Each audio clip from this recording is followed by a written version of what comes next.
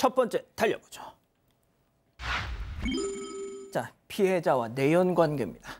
자, 함께 근무하던 여성 군무원을 잔혹하게 살해하고 시신까지 훼손했던, 그래서 그 시신을 북한강 여기저기에 뿌려댔던 현역 육군 소령 양 씨, 도대체 왜에 대한 궁금함이 계속 남아 있었는데 역시 피해자와의 관계가 오늘 전해졌습니다. 솔직히 저희도 짐작은 했던 부분이었는데 결국 내연 관계였다는 거죠. 네, 맞습니다. 여자 군무원을 살해하고 북한강에 시신을 유기한 현역 육군 장교는 내연 관계에 있던 피해자와 말다툼을 하다가 관계를 지속하기 어렵다고 생각하고 범행을 저지른 걸로 드러났습니다. 경찰 조사에 따르면 가해자는 결혼해서 자녀도 있는 유부남이었고 피해자는 미혼이었습니다. 이들은 지난해 7월부터 같은 부대에서 일한 뒤로 올해 초에 연인 관계가 시작이 됐는데요. 하지만 자주 다퉈서 갈등을 자주 빚어왔다고 합니다. 범행 당일 출근길에서도 카풀을 하면서 말다툼을 벌였고 가해자는 더 이상 관계를 지속하기 어렵다고 생각하고 살해하기로 마음을 먹은 걸로 드러났습니다.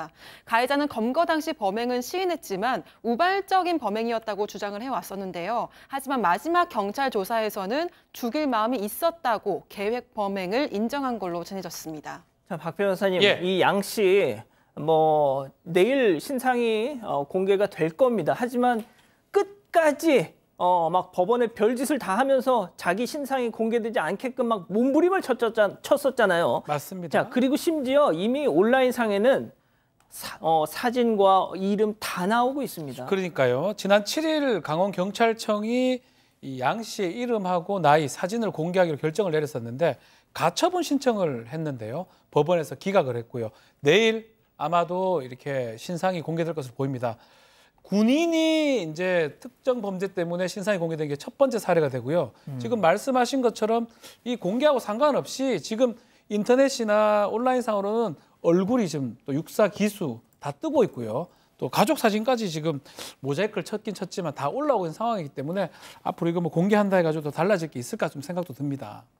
좋습니다. 자, 오 교수님, 일단 저 사람 좀 관련해서 조금만 좀 주시고 싶은 말씀이 있으면 좀 전해주시죠. 지금 이제 정상적인 사람으로서는 자기가 근무를 하고 있는 그 부대 그 주차장에서 그리고 이제 그 근무 시간에 그 상대를 살해를 해야 되겠다라고 시도를 하거나 계획을 하거나라고 하는 것은 보통 일반적인 사람들의 시각에서 봤을 때는 저게 거의 불가능한 그런 그 시도거든요. 더구나 이제 본인이 그런 행동을 하게 되면 과연 그 수사라고 하는 그 어떤 그 틀에서 자기가 피해 나갈 수 있을 것이다라고 생각을 했다면 어리석기 이를 데 없는 것이고요. 그리고 이제 또 하나 말씀을 드리면 사실은 이제 군이라든가 하는 저런 쪽에서 근무를 하는 사람들은 군의 사정 기관들이 상당히 많아요. 그래서 저 사람들의 어떤 그 개인적인 그런 어떤 뭐 문제점이라든가 이런 것들을 좀 사전에 파악을 해서 저런 일까지 가지 않도록끔 해야 되는데 어떻게 보면은 군에 있어서의 그 사정 기관 이쪽에서 좀 더 활동을 갖다가 명확하게 해서 저런 일이 발생되지 않도록끔 예방 활동을 강화를 해야 될 것으로 봅니다. 알겠습니다. 자, 다음 또 이어가죠. 자, 황당한 이웃입니다. 사방가족께서 제보해 주신 영상 만나보시죠. 자, 주택 골목길에서 후진하는 차량 주목해 주세요. 자, 그런데 갑자기 아이고 뭔가 했더니 이걸 쳐불었네 하면서 막 발로 팍 찼죠. 그래놓고 골목에서 빗자루를 꺼내서 쓱쓱 쓸어버리는데 바로 저거는 길냥이 사체였습니다. 자, 길냥이 사체를 그냥 팍팍 사더니 자, 정리하더니 지금 또 발로 폭 하면서 세상에 앞에 차가 길 비켜달라고 하니까 저렇게 해놓고 주차를 해놓고 저 사체를 또 발로 남의 집 현관 앞에다가 저 짓을 하는 겁니다. 예? 자, 저는 말이죠. 모르겠습니다. 양 변호사님, 길냥이를 깜빡하고 칠 수는 있어요. 그걸 뭐라는 게 아닌데 남의 집 앞에 동물 사체를 저렇게 발로 툭툭 차고 간다는 게 너무 좀 소름 끼쳐요. 그렇게요. 일종의 어떻게 보면 공감 능력이라든가 이런 것들이 제대로 있나라는 생각이 들 수밖에 없지 않습니까? 이거를 이제 본 제보자분은 저렇게 저 남성이 발로 밀어버린 그 현관문에 사시는 분이었던 거예요. 이 제보자 주장에 따르긴 합니다만 지금 보신 것처럼 이제 주차를 하다가 고양이를 친 거고요. 사체를 이제 주차역에서 이렇게 한쪽으로 치우는 미는 것까지는 그나마 이해를 한다고 하더라도 다 주차를 하고 나서 이걸 수습을 어떻게 해주거나 이럴 생각은 아예 하지도 않고 남의 집 쪽으로 저렇게 밀어놓고 끝까지 뭐 안 보이게 저렇게 치워놓은 그런 상황이거든요. 그래서 이 지금 제보자분은 너무 찜찜해서 경찰에 신고도 했대요. 그런데 경찰에서는 이 사람을 수사를 했는데 고양이를 친 것도 그냥 사고였고 그다음에 특별한 생각을 가지고 그 제보자 사는 집에다 밀어놓은 것도 아니라고 또 그렇게 해명을 했다고 합니다. 어쨌든 이 지금 제보해 주신 분은 고양이도 다 나름 본인이 수습을 했고 상황을 마쳤지만 어떻게 찜찜해서 이사 가셨답니다. 아, 그러셨군요. 알겠습니다. 자, 다음 또 이어갈게요. 자, 스쿨존에서 와장창입니다. 자, 사고가 있었습니다. 영상으로 만나보시죠. 자, 웬 커다란 정화조차가 안 돼, 스톱! 와, 아우, 세상에. 결국 길 끝에 부딪히고 나서야 지금 멈췄는데요.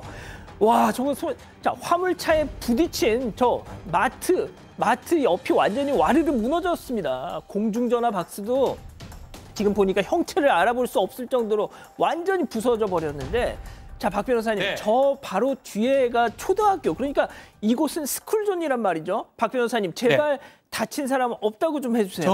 정말 다행스럽게 다친 사람이 없습니다. 여기 어린이 보호구역 스쿨존이고요. 오늘 오전 6시 40분에 있었던 일인데 부산에 있었던 일입니다.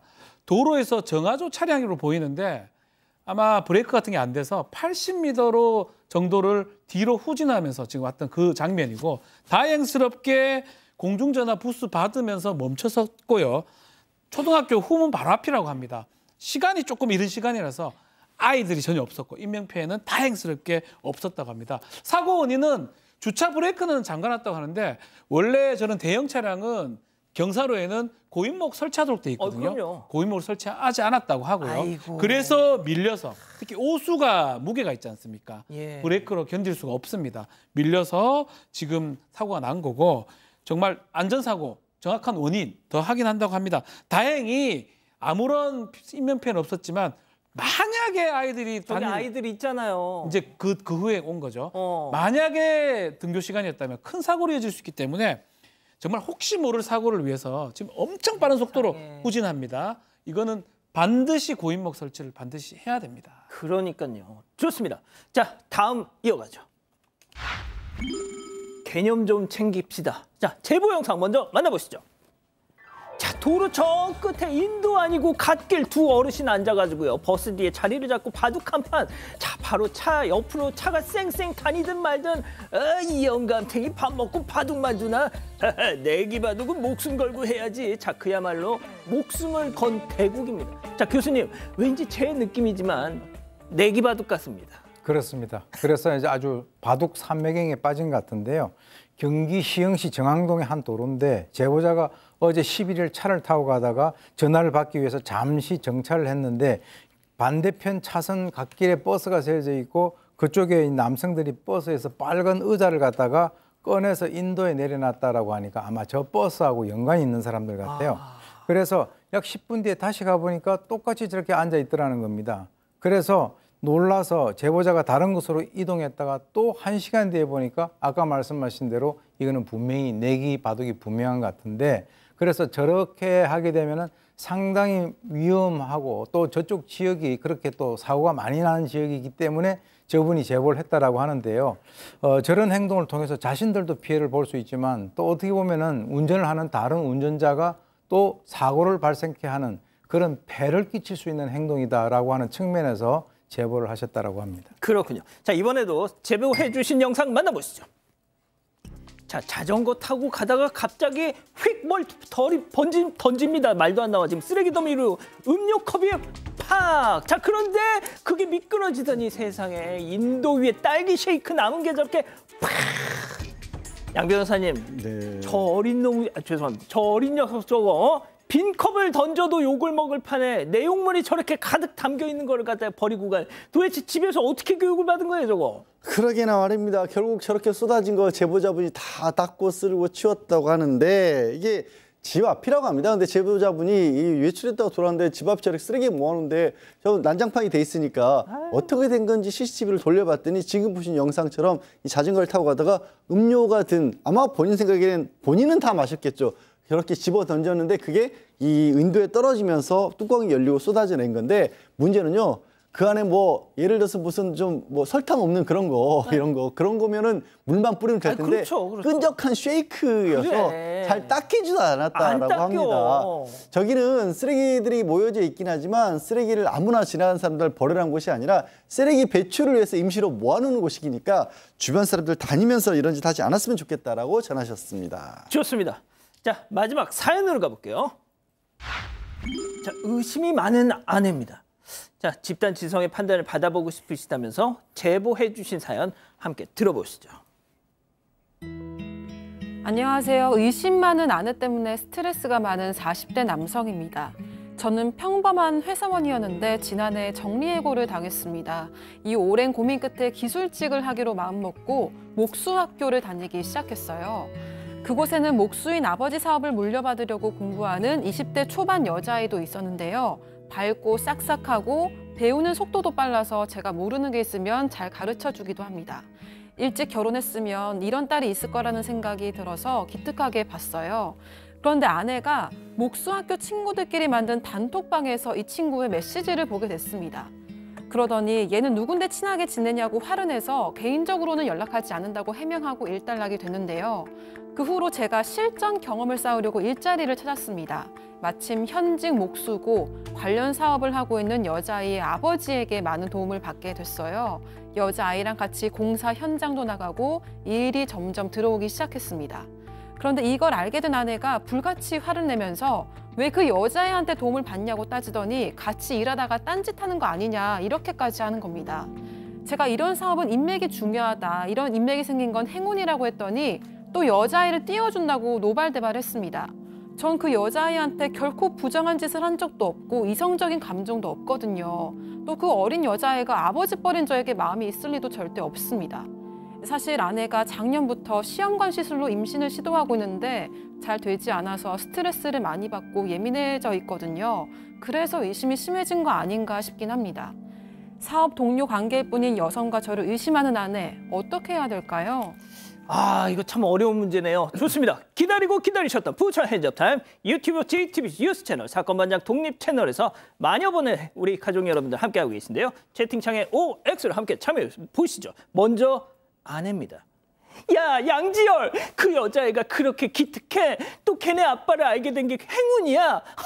진짜 내가 바보니? 목수열 핑계 대지 마. 너가 아무 생각이 없어도 걔가 땀만 먹으면 어쩔 건데. 여자의 촉이란 게 있어, 인간아. 의심 많은 아내, 시험관 스트레스 받은 아내. 야, 너 내가 보는 앞에서 걔 연락처 빨리 지워, 동그라미.